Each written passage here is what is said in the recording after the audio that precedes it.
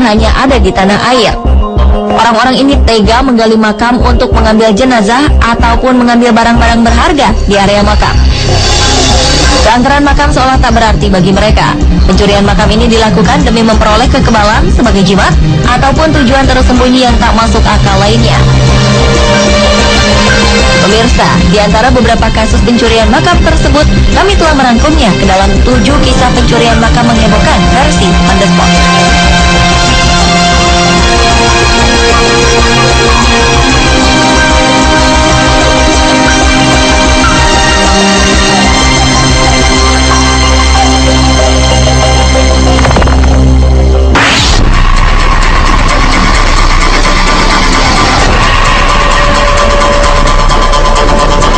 Diawali dengan kisah pencurian makam di Rusia.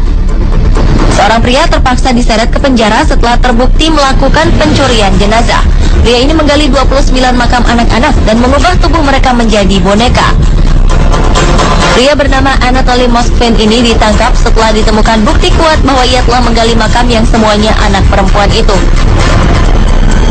Tak hanya dicuri, jenazah-jenazah mungil tersebut didandani layaknya boneka, dipakaikan baju, dan dipajang di kediaman pria 47 tahun ini.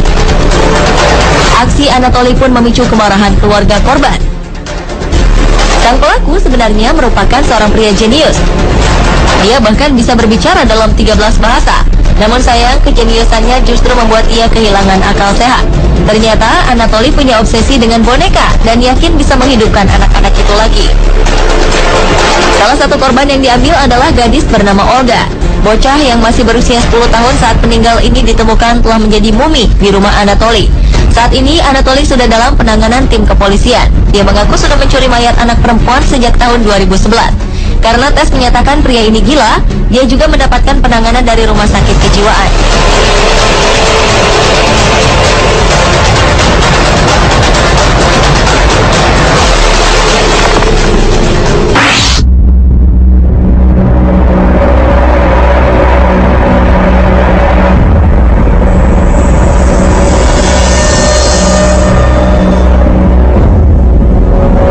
Pencuri di Benin, Afrika membongkar lebih dari 100 makam di daerah tersebut. Para pencuri itu mengambil bagian tubuh dari mayat yang ada di makam untuk digunakan dalam ritual voodoo. Kepercayaan voodoo amat berkembang luas di Benin dan bahkan diakui sebagai salah satu agama resmi. Sebagian besar warga di negara kawasan Afrika Barat itu dipercaya seringkali melakukan ritual voodoo. Praktek pencurian makam ini terungkap setelah seorang penjaga makam di pinggiran kota Porto Novo memergoki sekelompok orang yang memakai topeng sedang menggali makam. Setelah diperiksa, banyak mayat di makam tersebut yang telah kehilangan bagian tubuhnya. Bagian tubuh manusia dan hewan-hewan langka dipercaya penduduk sekitar memiliki kekuatan supranatural sehingga seringkali digunakan dalam ritual.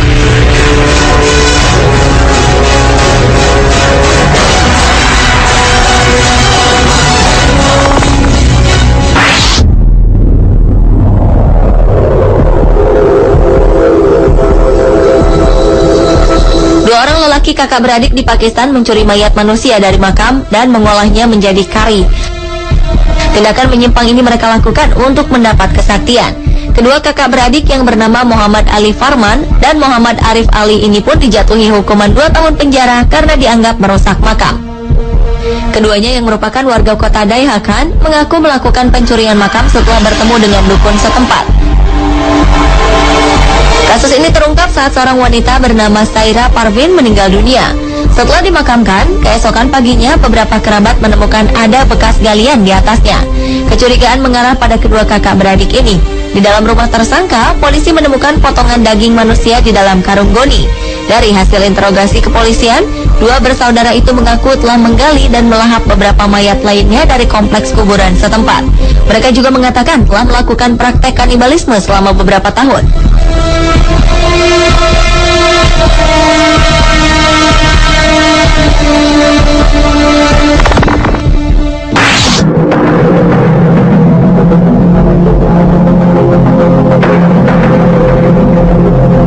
Berikutnya adalah peristiwa pencurian makam di Thailand yang dilakukan oleh para biksu. Karena peristiwa ini, 5 orang biksu telah ditetapkan sebagai tersangka. Mereka telah ditangkap setelah mencuri tengkorak manusia dari dalam makam. Polisi menemukan setidaknya 350 potongan kerangka manusia di kediaman mereka. Para biksu ini pun telah mengakui perbuatannya. Kerangka yang telah mereka dapatkan ini nantinya akan dijadikan jimat yang dipercaya memiliki kekuatan. Jimat-jimat ini nantinya akan dijual ke Hong Kong dengan harga yang cukup tinggi. Mereka juga bekerja sama dengan beberapa pihak untuk memuluskan aksinya. Peristiwa ini membuat aparat kepolisian dan masyarakat semakin waspada akan adanya kasus-kasus serupa yang belum terungkap.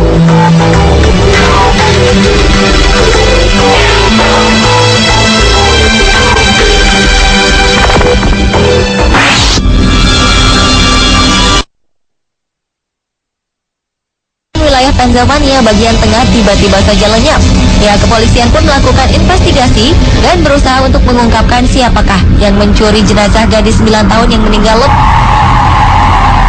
diketahui oleh penjaga makam yang sedang berkeliling. Ia sangat terkejut mendapati makam gadis yang meninggal pada tahun 1962 tersebut telah dibongkar. Jenazah yang ada di dalamnya pun raib.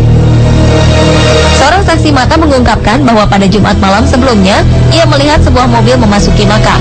Namun ia sama sekali tak menyangka bahwa mereka hendak mencuri makam. Adanya peristiwa ini membuat pihak makam menutup area pemakaman untuk sementara waktu.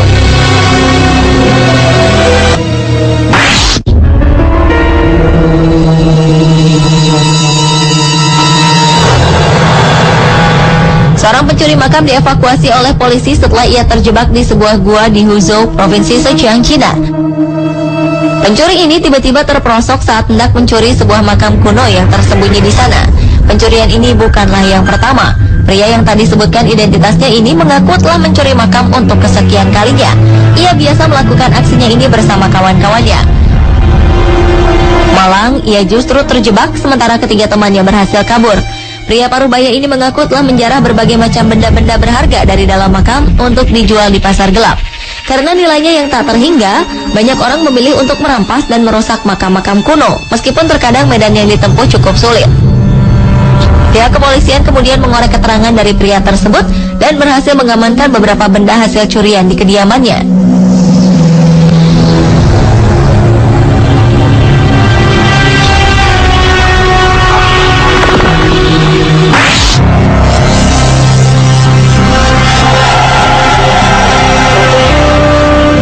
Dengan peristiwa pencurian makam yang terjadi di Charlestown, Rhode Island, Amerika Serikat. Sebuah makam tua milik seorang pria yang bernama Tobias Saunders tiba-tiba saja dibongkar. Peristiwa ini pertama kali diketahui oleh dua orang pengendara yang kebetulan lewat di sekitar lokasi makam. Mereka kemudian segera melaporkan peristiwa ini ke pihak berwajib. Ada sebagian orang yang menganggap pencurian makam ini sebagai salah satu bagian dari ilmu hitam. Namun ada juga yang beranggapan bahwa kejadian ini hanyalah keisengan anak-anak yang sedang melakukan uji nyali.